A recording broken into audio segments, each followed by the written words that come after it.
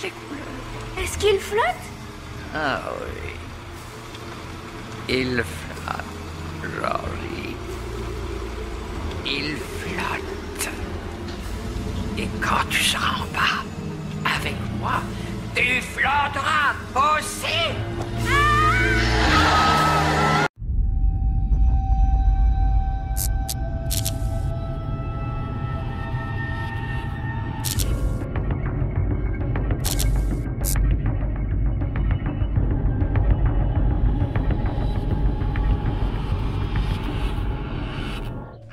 N'avez-vous jamais eu peur d'une chose qui vous plaisait étant enfant?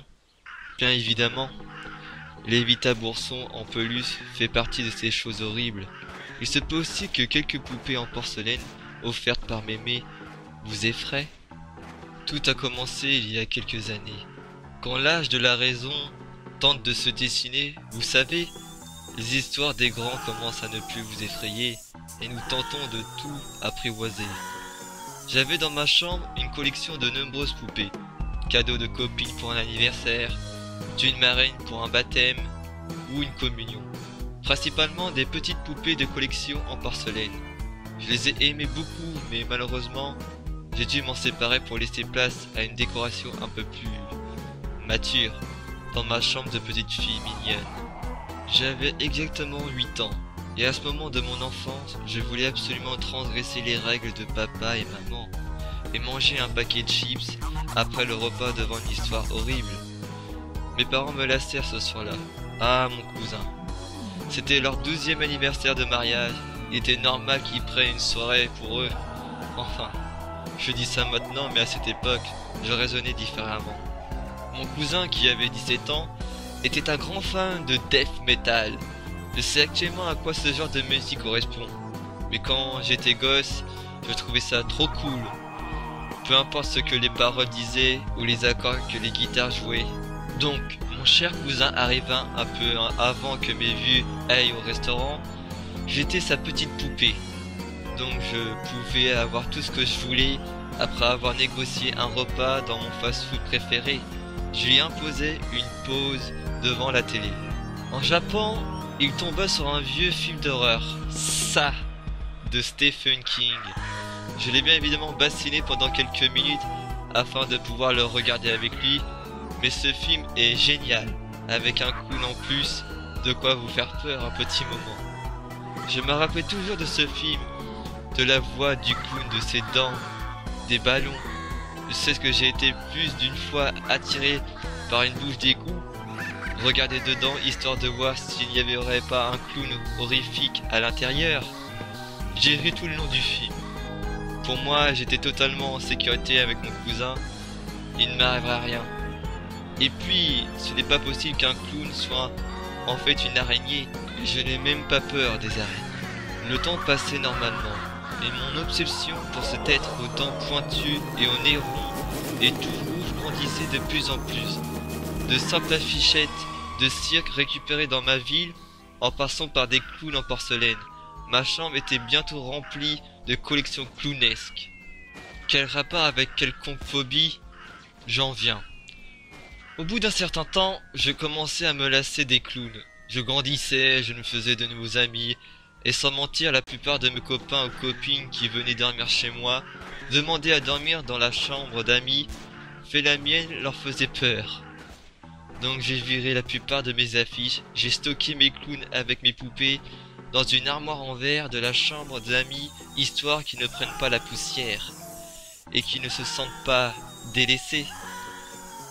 Oui, je sais, ça peut être paraître abruti, mais quand j'étais gamine, j'étais persuadé que les objets inanimés avaient une âme. Comme je vous l'ai dit, j'ai enlevé de mon mur la plupart de mes posters que j'avais accrochés. Sauf une. Une représentait une tête de clown. C'est un artiste de rue qui les faisait à l'époque, avec quelques matériaux colorés. Je l'aimais bien. Beaucoup de couleurs, puis elle n'était pas trop effrayante, je trouve. Encore une fois, c'est grâce à mon cousin que je l'avais eu. Il connaissait bien le jeune homme qui pratiquait son art et avait négocié l'affiche pour 3 fois rien. J'avais 10 ans quand une grande chose assez bizarre m'est arrivée. En pleine nuit, J'entendais des bruits étranges, venant du mur qui séparait ma chambre de celle de mes parents. Un bruit de télévision, un grésillement presque inaudible, mais un grésillement, et il était très dérangeant. Je n'y prêtais pas plus attention que ça, et je me rendormis assez vite d'ailleurs. Je me rappelle encore des cauchemars que je fis cette nuit-là. Je me retrouvais chez moi, plus grand que d'habitude, mais je voyais en noir et en blanc. Je marchais dans ma maison, sans connaître vraiment les couloirs, et puis, en me réveillant, je me sentais totalement perdu. Le lendemain, donc, je parlais à ma mère de mon cauchemar étrange et du bruit venant de leur chambre. Étant donné qu'il y avait la télé, je pensais alors que c'était un dysfonctionnement ou une chaîne qui avait bugué. Elle me regardait étrangement, puis elle me répondit que leur télé ne marchait plus depuis longtemps. Elle ajouta que mes cauchemars venaient de ces films d'horreur que je regardais en cachette. Elle paraissait quand même inquiète et me demanda de jeter tous les clowns de la chambre d'amis. Elle me crie quasiment dessus en me disant que ce n'était pas une passion normale pour une petite fille de mon âge, et qu'elle pensait même à m'emmener voir un psychologue, ce qu'elle fit bien évidemment. 3 soirs par semaine, je devais aller parler à Madame Couvrette de ma passion macabre pour les clowns. Pourquoi tout ça leur semblait si anormal? Un clown c'est drôle, ça fait rire. Visiblement, elle s'inquiétait du fait que mes copains et mes copines m'aient laissé tomber. Personne ne voulait venir à la maison, et même les profs ne voulaient plus me voir à l'école. Mais pour moi, c'était juste normal. Je n'étais pas comme eux. Ils le savaient et je m'en rendais compte moi aussi. Je ne comprenais plus leur délire. Quand on jouait à la bagarre, je gagnais tout le temps, mais eux ils pleuraient. Même en enlevant mes posters et en enlevant mes poupées, personne ne voulait me parler. Le premier jour chez la psychologue, c'était très mal passé. Elle me regardait très bizarrement, comme si j'avais une tasse de sauce tomate sur le nez. Au fur et à mesure de nos discussions, elle devenait de plus en plus froide, distante. Je les entendais parler, elle et mes parents. Ils chuchotaient tout le temps et ma mère pleurait parfois. À la maison, tous nos miroirs avaient été jetés par mon père et les rideaux étaient toujours tirés, comme s'ils ne voulaient plus se regarder dans la glace. Je mangeais dans ma chambre, ils ne voulaient pas que je sorte. Le repas n'avait plus de goût, la purée ressemblait à du pain et la viande aux pâtes. Durant 2 années, j'ai vécu cloîtré, à jouer avec mes poupées tous les soirs. Il y avait ce bruit au mur, je m'y étais habitué. C'était devenu mon point de repère. Une chose à laquelle me raccrocher. Un truc familial, amical. Un jour, mes parents eurent la maladresse de laisser la porte entrouverte. Et ils partirent faire des courses. Je sortis de ma chambre et me décidai à aller dans la cave. Pourquoi? Je ne sais pas. Mais je savais que c'était l'endroit où il fallait que j'aille. Bingo! Tous les miroirs étaient là, face à moi. Et je me mis à crier. J'ai hurlé si fort qu'un des petits miroirs juste à côté de moi se fissura. Dans la glace, je ne voyais plus. Mais je voyais une chose horrible. Mon corps était normal. Ma peau aussi. Au toucher, elle semblait comme tous les jours. Mais dans le reflet, elle était craquelée blanche. Mes lèvres aussi étaient normales au toucher. Mais dans le miroir, elle était coupée jusqu'à la moitié des joues. Dans un sourire horrible, figé, mon nez était rouge et gonflé. Mes yeux, quant à eux, étaient encore humains. Et j'arrivais à lire ma propre peur dans la glace. J'étais devenu un clown. Horrible. Ce dont je rêvais pour me faire peur. Je remontais dans ma chambre et me glissais sous les draps, en espérant que tout ceci soit un mauvais rêve. Je tremblais de peur, tout était flou. J'étais perdu. Les murs se rapprochaient puis s'écartaient à nouveau, comme si toute la maison respirait. Tétanisé, mes muscles ne voulaient plus réagir. Je n'avais que 12 ans. Mais je comprenais déjà toute la gravité de la chose. Voilà. Pourquoi plus personne ne me parlait? Pourquoi mes parents avaient enlevé tous les miroirs?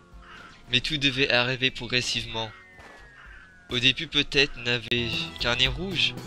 Peut-être même que tout le monde croyait que je me déguisais. J'en sais rien. Et je ne le saurais jamais. J'ai eu une perte de connaissance et je me réveillais quelques jours après dans ma chambre, habillé différemment. Ma peau était normale. Quand je me regardais, rien ne clochait. Vraiment rien. Il n'y avait plus aucun bruit dans la maison. Tout était calme. Trop calme. Je descendis et vis les portes ouvertes. Mes parents n'étaient pas rentrés. Je n'avais pas faim. Étrangement, je me sentais rassasié. Je me suis mis sur l'ordinateur de mon père, en évitant de me regarder dans l'écran, et entrepris des recherches sur ma maison, sur les clowns et autres. Au fil de mes recherches, j'appris qu'un massacre avait été commis. Pas dans la maison, par la maison. Une famille avait été déchiquetée vivante à l'intérieur de la maison.